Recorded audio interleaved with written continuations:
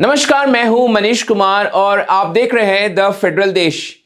सोने और चांदी के दामों ने फिर से इतिहास रच दिया है। इंटरनेशनल मार्केट में पहली बार चांदी के दाम $100 को पार करते हुए 103.51 डॉलर प्रति आउंस पर जा पहुंचा है। फिर भी ये 23 जनवरी को $100 के ऊपर ही 101.33 डॉलर पर क्लोज हुआ। द फेडरल देश ने आपको कई कम्युनिटी एक्सपर्ट के जरिए बताया था कि चांदी जल्दी $100 को टच कर सकता है और अब तो ये $100 के लेवल को भी पार कर चुका है। चांदी ही नहीं बल्कि इस गोल्ड के दाम में भी ऐतिहासिक हाई देखने को मिला है। अब इसकी कीमत $5000 को बस छूने के कगार पर है। पिछले सेशन में इंटरनेशनल मार्केट में ये $4990 का हाई बनाने में कामयाब रहा है।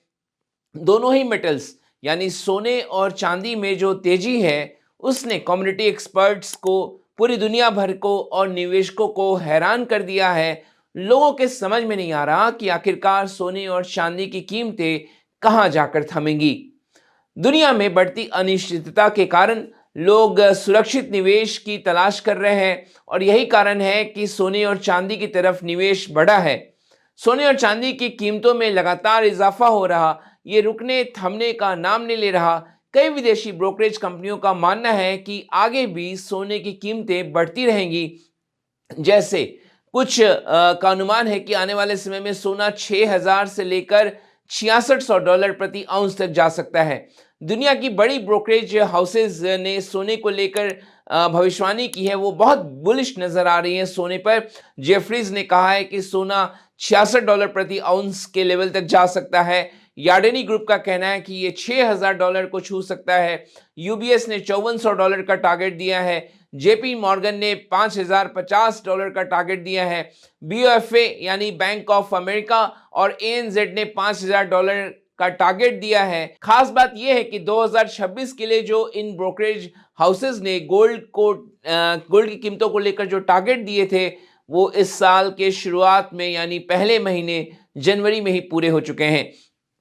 चांदी को लेकर भी बड़े दावे किए जा रहे हैं। मशहूर निवेशक और रिच डैड पुअर डैड के लेखक रॉबर्ट कियोसाकी का कहना है कि चांदी की कीमतें 2026 तक $200 प्रति आउंस तक पहुंच सकती है। उनका मानना है कि जब भी कीमतों में बड़ी गिरावट आए तब निवेश करना बेहतर रहेगा। बॉटम फिशिंग की वो सलाह दे रहे हैं। लेकिन आम निवेशकों के लिए बड़ा सवाल यही है कि इतनी ऊंची कीमतें पर निवेश करना कितना सही है, कितना उचित है।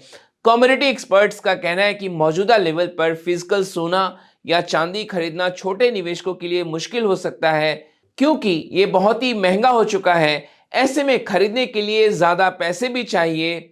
आज हम आपको बताने जा रहे हैं कैसे आप सोने और चांदी में निवेश कर सकते हैं। सबसे पहले विकल्प की बात करते हैं गोल्ड और सिल्वर ईटीएफ यानी एक्सचेंज ट्रेडेड फंड की, जिसमें शेयरों की तरह ट्रेडिंग होती है।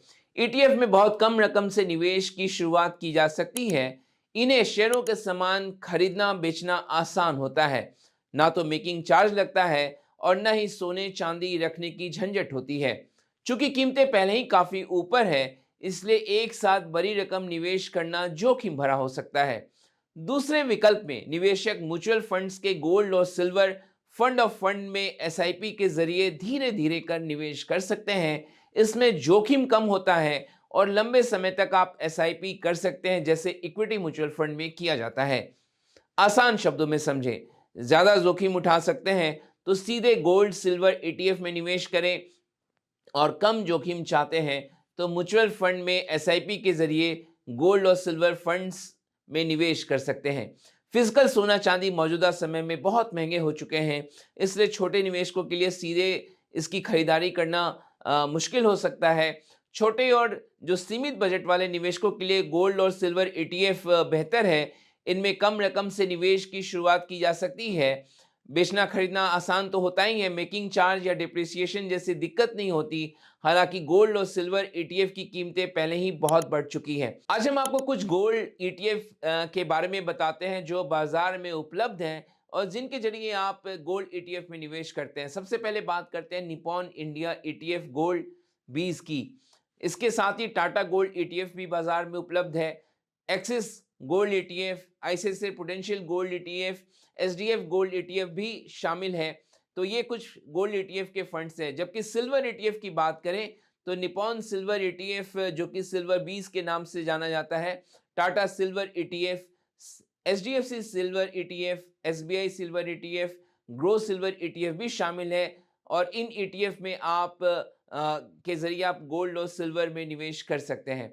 ऐसे निवेशक जो कम रिस्क लेना चाहते हैं लेकिन गोल्ड और सिल्वर में निवेश करना चाहते हैं, उनके लिए म्यूचुअल फंड के गोल्ड और सिल्वर फंड ऑफ फंड में निवेश करना बेहतर विकल्प रहेगा और वे SIP के जरिए इन फंड्स में पैसे लगा सकते हैं, निवेश कर सकते हैं। हम निवेशकों को सलाह देते हैं कि किसी भी निवेश का फैसला लेने से पहले आप जो प्रमाणित विशेषज्ञ हैं उनकी राय और उनकी सलाह जरूर लें। तो आज आपको हमारा ये वीडियो कैसा लगा, कमेंट बॉक्स में जाकर ज़रूर कमेंट करिए। हमारे वीडियोस को लाइक करिए, शेयर करिए। अभी तक आपने द फेडरल देश के यूट्यूब चैनल को सब्सक्राइब नहीं किया है तो उसे ज़रूर सब्सक्राइब करें। आज ये वीडियो देखने के लिए आपका बहुत बहुत धन्यवाद, शुक्रिया।